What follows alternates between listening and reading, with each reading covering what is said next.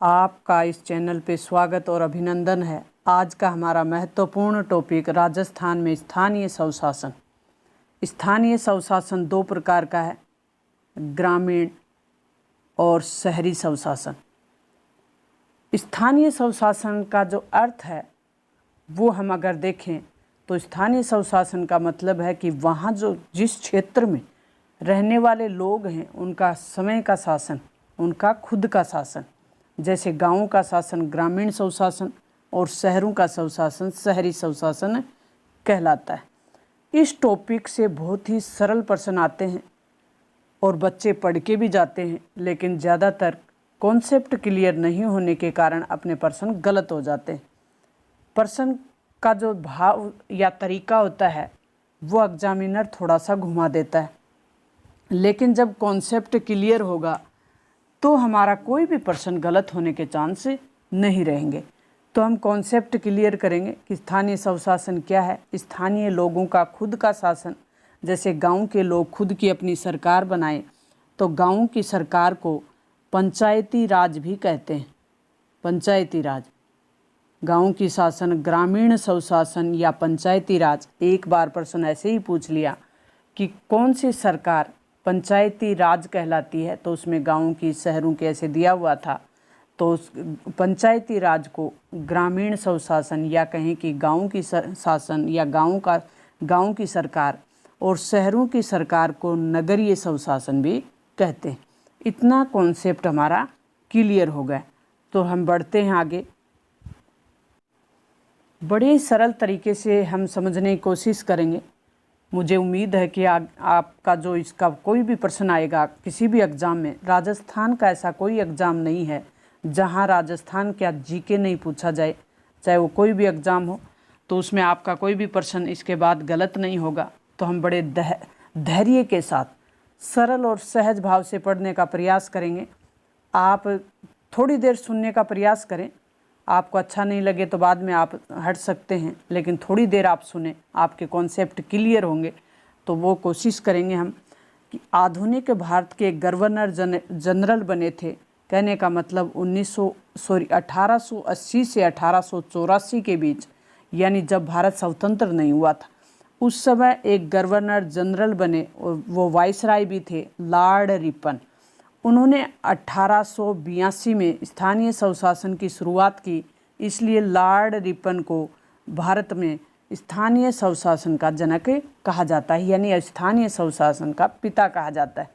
लेकिन जैसे ही देश स्वतंत्र हुआ और हमारा संविधान बना, तो संविधान निर्माताओं ने गांधीवाद को देखते हुए, यानी गांधी जी के भावना की कदर करते हुए, एक नीति निर्देशक तत्वों में अनुच्छेद 44 जोड़ दिया और ग्राम पंचायतों के गठन के राज्यों को निर्देश दे दिए गए।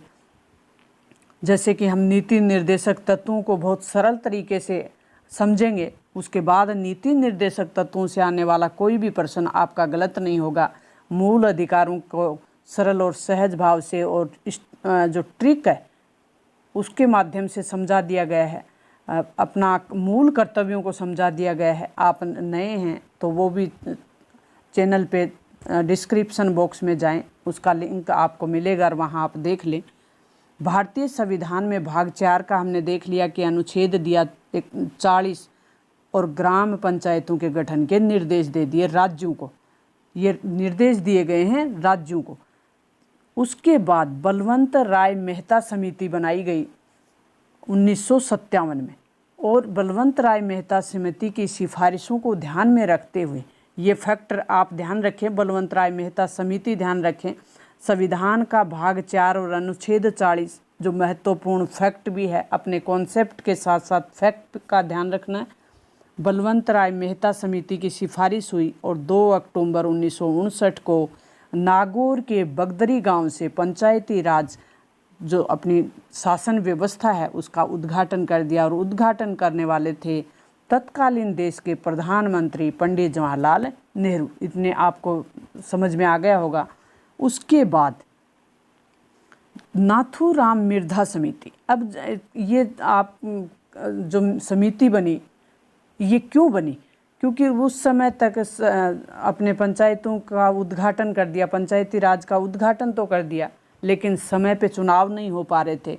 कोई चुनाव मतलब फिक्स नहीं था, सरकारों की मंशा पे था कि जब चाहें तो चुनाव करवा दें, जब चाहें तो ना करवाएं, तो एक निश्चित नहीं किया गया। तो नाथूराम मिर्धा समिति की सिफारिश पर 73वां संविधान संशोधन किया गया 1992 में, और ये 24 अप्रैल 1993 को देश में लागू कर दिया।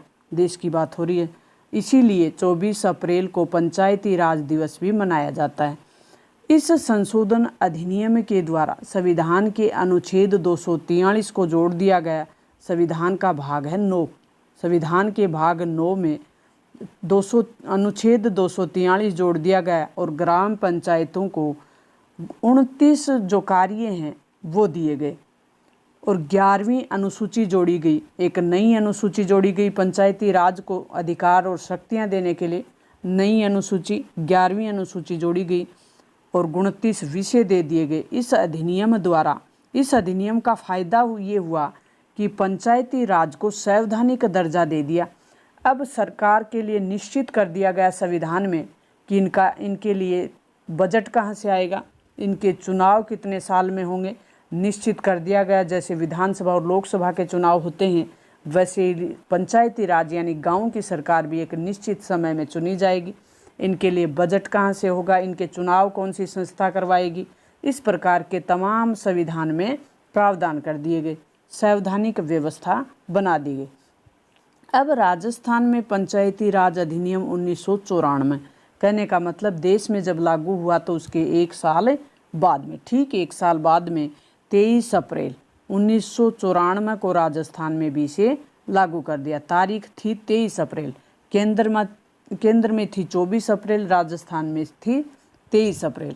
राज्य में 15 नवंबर, 1 दिसंबर और 12 दिसंबर 2019 को पुनः सीमांकन किया गया और जो पंचायत समितियां होती हैं उनकी संख्या कर दी 352, और जो गांव की ग्राम पंचायत हैं वो कर दी 11,341, और जो जिला परिषद हैं वो हैं 33। तो जिला परिषद यानी 33 जिले हैं, तो 33 जिला परिषद हैं, 352 पंचायत समितियां और 11,341 ग्राम पंचायत यानी गांव जिनमें पंचायत बनी हुई है।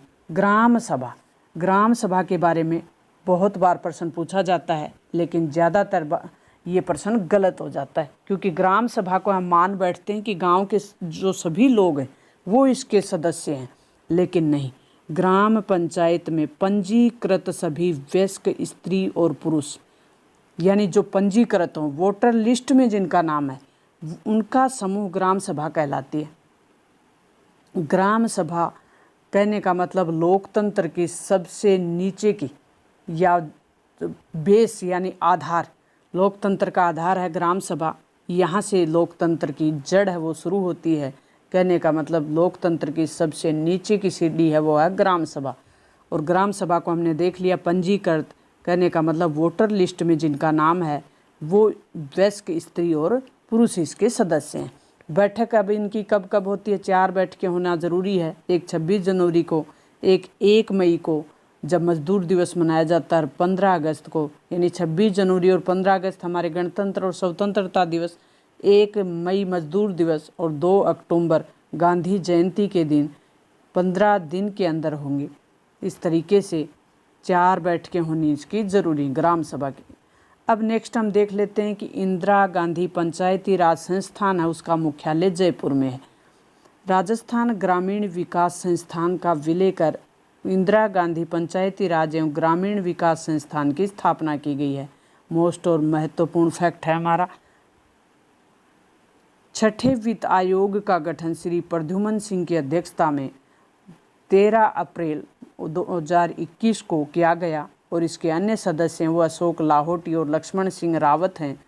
नेक्स्ट हम देखें, नेक्स्ट हमारा है कि राजस्थान में पंचायती राज व्यवस्था। 73वें संविधान संशोधन अधिनियम द्वारा राजस्थान पंचायती राज अधिनियम 1994 और पंचायती राज अधिनियम 1996, यानी 1996 में इसको कुछ संशोधित किया गया, तो इसका 1996 का हवाला दिया जाता है। ग्राम स्तर पर देख लिया 11,341 ग्राम पंचायतें हैं। खंड स्तर पे 352 पंचायत समितियां हैं यानी ब्लॉक हैं। और जिला स्तर पे शीर्ष जो स्तर होता है वो जिला स्तर होता है, तो शीर्ष स्तर पे 33 जिला परिषद। निम्न स्तर ग्राम पंचायत, बीच का स्तर ग्राम पंचायत समितियां यानी ब्लॉक, और जो उच्च स्तर है पंचायती राज का उच्च स्तर है वो है जिला परिषद यानी जिला। संस्था का नाम देख लेते हैं। गांव यानी निम्न स्तर पे ग्राम पंचायत होती है। इसका क्षेत्राधिकार होता है वो गांव के जितना जो गांव का समूह है वहाँ तक ही है। इसके गठन में एक तो सरपंच होगा, एक उप सरपंच होगा, और जो पंच चुने हुए हैं वो हैं सदस्य। ग्राम सभा द्वारा निर्वाचित पंच, प्रत्येक वार्ड से एक पंच होता है। सदस्यों का निर्वाचन, हम सबको पता है कि प्रत्येक वार्ड में पंजीकृत जो वयस्क मतदाता होते हैं उनके द्वारा प्रत्यक्ष निर्वाचन होता है।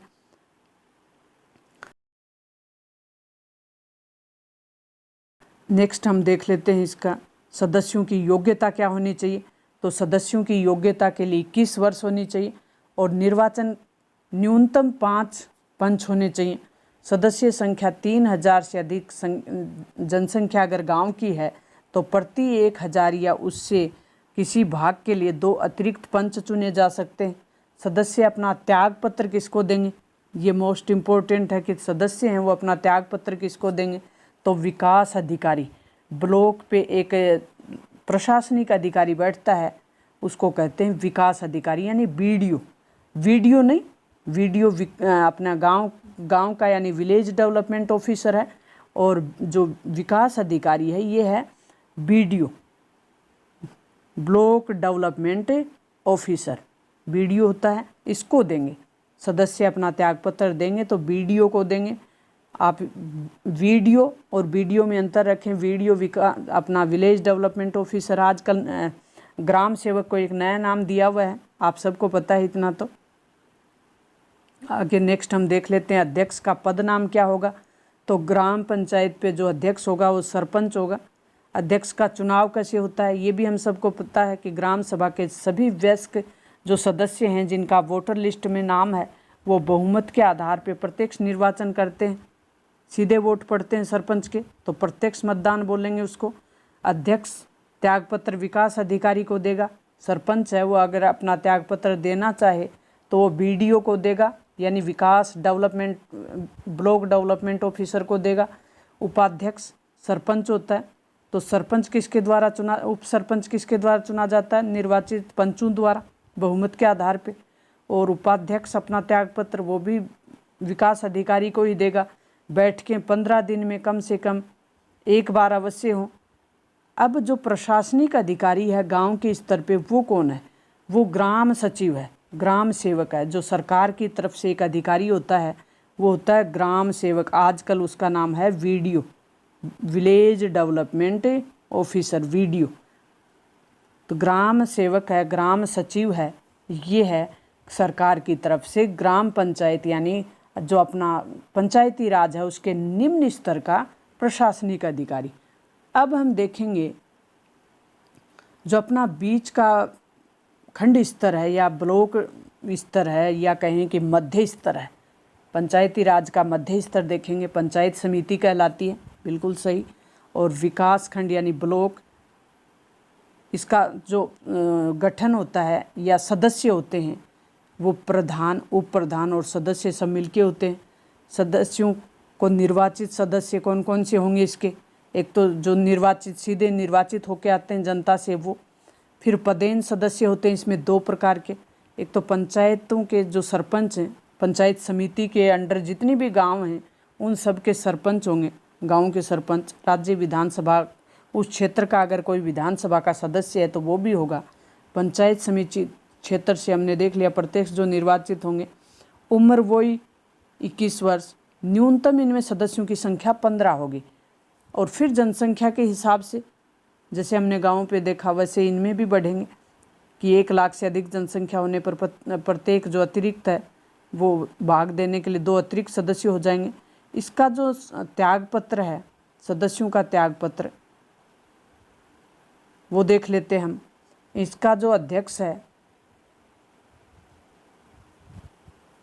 वो प्रधान है। अतिरिक्त जो प्रधान को देंगे। नेक्स्ट हम देखेंगे कि इसका जो अध्यक्ष है वो प्रधान है, केवल निर्वाचित सदस्यों द्वारा बहुमत के आधार पे ही निर्वाचित होता है। जिला प्रमुख को, ये किसको देंगे अपना त्यागपत्र? जिला प्रमुख को देंगे। उप प्रधान देख लेते हैं, केवल निर्वाचित सदस्यों में से ही बहुमत के आधार पे अपनों में से ही उप प्रधान को चुनते हैं। ये बैठकें प्रत्येक माह में कम से कम एक बार होनी चाहिए। और सरकारी अधिकारी यहाँ कौन सा होता है? मध्य स्तर पर सरकारी अधिकारी होता है, वो होता है खंड विकास अधिकारी यानी ब्लॉक डेवलपमेंट ऑफिसर, जो कि बता दिया आपको पहले ही। अब हम शीर्ष स्तर को देखेंगे, जिला स्तर। शीर्ष स्तर में 13 जिला परिषद हैं, 33 जिला परिषद हैं, क्योंकि हमारे राजस्थान में 33 जिले हैं तो 33 जिला परिषद हैं। ये संख्या आंकड़ा जरूर आपको याद हो जाएगा। 33 जिला परिषद, इसका जो संस्था का नाम है वो जिला परिषद है। क्षेत्राधिकार, जिले के अंडर में आने वाला जो भी क्षेत्र है वो इसका क्षेत्राधिकार होगा। नेक्स्ट जिला प्रमुख को हम देख लेते हैं। गठन किस प्रकार से होगा? एक जिला प्रमुख होगा, एक उप जिला प्रमुख होगा और फिर सदस्य होंगे, निर्वाचित सदस्य होंगे, फिर पदेन सदस्य होंगे। इसमें पदेन सदस्य कौन कौन से होंगे? एक तो जिले की सभी पंचायत समितियों के प्रधान होंगे, पंचायत समिति पे सभी सरपंच होंगे और इसमें होंगे सभी प्रधान, पंचायत समितियों के प्रधान।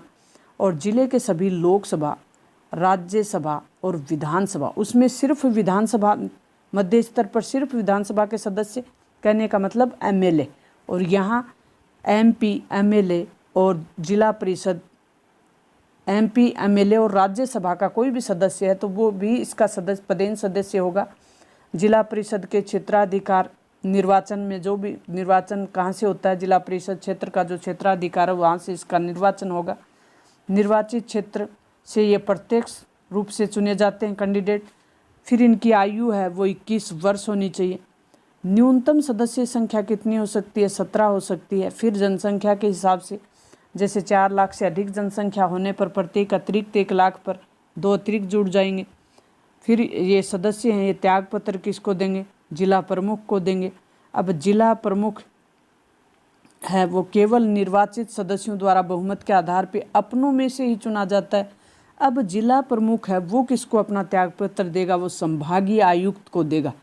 जिला प्रमुख अपना त्यागपत्र संभागीय आयुक्त को देगा। उप जिला प्रमुख को देख लेते हैं, केवल निर्वाचित सदस्यों द्वारा बहुमत के आधार पे अपनों में से ही चुना जाता है। प्रत्येक 3 माह में कम से कम एक बार इनकी बैठक होनी जरूरी है। और इसका जो सरकारी अधिकारी होता है वो होता है मुख्य कार्यकारी अधिकारी, सीओ, चीफ एजुकेटिव ऑफिसर। मुख्य कार्यकारी अधिकारी जिला स्तर पर सरकारी अधिकारी होता है, यानी सरकार की तरफ से चुना जाने वाला अधिकारी। अब हम तीनों को देख लेते हैं। गांव स्तर पर सरकारी अधिकारी ग्राम सचिव, मध्य स्तर पर विकास अधिकारी, खंड विकास अधिकारी, और जो उच्च स्तर है, जिला स्तर है, वहाँ मुख्य कार्यकारी अधिकारी। ये सरकार द्वारा नियुक्त अधिकारी होते हैं। अब इनको हम देख लेते हैं। अध्यक्ष, उपाध्यक्ष को अगर पद से हटाना हो तो किस तरीके से व्यवस्था की हुई है। अध्यक्ष, उपाध्यक्ष को पद से हटाना हो तो इन्हें निर्वाचित सदस्यों द्वारा 3/4 बहुमत से अविश्वास प्रस्ताव पारित करके हटाया जा सकता है। पदेन सदस्यों को अध्यक्ष, उपाध्यक्ष के निर्वाचन व उन्हें हटाने में भाग लेने का अधिकार नहीं होता। प्रथम बार अविश्वास प्रस्ताव पद ग्रहण की तिथि से 2 वर्ष के बाद ही लाया जा सकता है। 2 वर्ष से पहले अविश्वास प्रस्ताव नहीं लाया जा सकता। यह आप ध्यान में रखें, इस कॉन्सेप्ट को क्लियर रखें। 2 साल तक इन सदस्यों के विरुद्ध किसी प्रकार का अविश्वास प्रस्ताव नहीं लाया जाएगा, चाहे ये कितना ही गलत काम करें या सही काम करें, कोई इनसे नाराज हो या नहीं हो। 2 साल से पहले इनके विरुद्ध कोई कार्रवाई नहीं होगी। पंचायती राज व्यवस्था में चुनाव लड़ने के लिए योग्यता हमने देख ही ली, 21 वर्ष होना चाहिए। संबंधित निर्वाचन क्षेत्र का मतदाता होना आवश्यक, यानी वोटर लिस्ट में उसका नाम होना आवश्यक है, मतदाता सूची में। 27 नवंबर 1995 से एक व्यवस्था की कि जिसके तीसरी संतान है तो वो चुनाव नहीं लड़ सकता, यानी अयोग्य है। कोई भी व्यक्ति किसी भी पंचायती राज संस्था से एक से अधिक स्थानों के लिए, ये महत्वपूर्ण कॉन्सेप्ट है। आजकल इस प्रकार के प्रश्न पूछे जाने लग गए हैं कि कोई भी व्यक्ति पंचायती राज संस्था का एक से अधिक सदस्य जो स्थान है उनसे चुनाव नहीं लड़ सकता, और एक साथ एक से अधिक पंचायती संस्थाओं का सदस्य भी नहीं हो सकता। जैसे एमएलए और एमपी एक से अधिक स्थानों से चुनाव लड़ लेते हैं, ऐसा पंचायती राज में नहीं है। कोई भी व्यक्ति देख लिया हमने कि कोई भी व्यक्ति किसी पंचायती राज संस्था या संसद या किसी विधानमंडल का एक साथ सदस्य नहीं हो सकता। किसी दूसरी संस्था का अगर वो सदस्य बन गया तो उसे दूसरी का एक का त्याग करना पड़ता है। एक साथ सदस्य नहीं रह सकता। अब हम देखेंगे कि इनकी चुनाव लड़ने के लिए क्या कोई शैक्षणिक योग्यता है। पहले थी। 2014 में एक अध्यादेश जारी करके इस प्रकार की व्यवस्था की कि जो पंचायती राज और नगरीय स्वशासन के लिए चुने जाने वाले कैंडिडेट हैं, इनके लिए एक निश्चित शैक्षणिक योग्यता यानी निश्चित 8वीं या 10वीं ये पढ़े हुए होने चाहिए। लेकिन ऐसा 2019 में ख़त्म कर दिया गया। पहले क्या था कि सरपंच के लिए 8वीं होना ज़रूरी था, और जिला परिषद और पंचायत समिति यानी मध्य स्तर और उच्च स्तर का जो सदस्य बनेगा उसके लिए 10वीं होना ज़रूरी था। लेकिन अनुसूचित क्षेत्र के लिए जो 1996 में अनुसूचित क्षेत्र जोड़ा गया था संशोधन करके, उसके लिए जो सरपंच बनेगा टीएसपी और नॉन टीएसपी यानी टीएसपी क्षेत्र का जो सरपंच बनेगा तो उसके लिए 5वीं निर्धारित की थी। लेकिन वर्तमान में नवनियुक्त गहलोत सरकार ने 11 फरवरी 2019 को एक विधेयक पारित कर दिया और पंचायती राज संस्थाओं में किसी भी प्रकार की शैक्षणिक व्यवस्था को समाप्त कर दिया। तो वर्तमान में किसी प्रकार की शैक्षणिक योग्यता कंपलसरी नहीं है, यह आप ध्यान में रखें। अब एक निरक्षर व्यक्ति भी चुनाव लड़ सकता है। पहले की तरह पहले था, 2014 में व्यवस्था की, 2019 में इसे पुनः हटा दिया। तो अब वर्तमान में कोई शैक्षणिक योग्यता लागू नहीं है। शौचालय का होना, राज्य सरकार ने 8 दिसंबर 2014 को एक अध्यादेश जारी करके ये भी कंपलसरी कर दिया था कि जो भी प्रत्याशी चुनाव लड़ रहा है, वो चुनाव लड़ रहा है तो उसके घर में शौचालय होना ज़रूरी है। खुले में शौच जाने वाला परिवार का कोई सदस्य चुनाव नहीं लड़ सकता।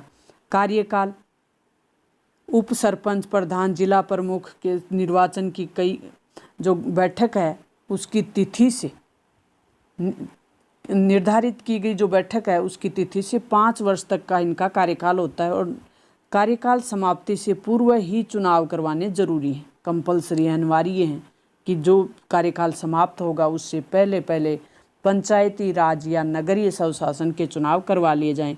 विघटन की स्थिति में विघटन की स्थिति से 6 माह के भीतर चुनाव करवाने जरूरी हैं। ये शर्तें हैं इनके लिए कि ये संविधान में निर्धारित कर दिया कि 6 माह के भीतर चुनाव करवाने जरूरी हैं।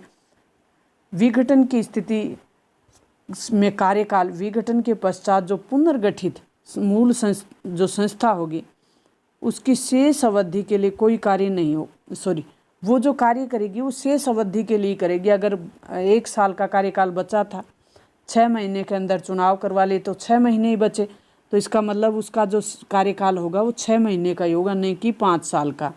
तो इस प्रकार से आप ये कॉन्सेप्ट क्लियर रखें। आरक्षण, सभी पंचायती राज संस्थाओं के सभी पदों पर अनुसूचित जाति, जनजाति और पिछड़े वर्गों के लिए जनसंख्या के अनुपात में आरक्षण की व्यवस्था की गई है, और सभी पदों पर महिलाओं के लिए 50% स्थान आरक्षित हैं, और ये व्यवस्था की थी 11 अप्रैल 2008 को।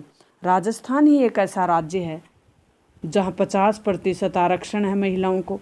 बाकी संविधान में 33% आरक्षण कंपलसरी है कि पंचायती राज और नगरीय स्वशासन में महिलाओं के लिए 33% आरक्षण जरूरी होगा। लेकिन राजस्थान सरकार ने 11 अप्रैल 2018 को इस प्रकार की व्यवस्था की कि पंचायती राज में 50% जो सीटें होंगी यानी आधी महिलाएं होंगे और आधे पुरुष होंगे। चुनाव देख लेते हैं हम, चुनाव कौन करवाता है इन संस्थाओं का। तो पंचायती राज संस्थाओं के चुनाव राज्य निर्वाचन आयोग करवाता है। राज्य निर्वाचन आयुक्त होता है इसका अध्यक्ष।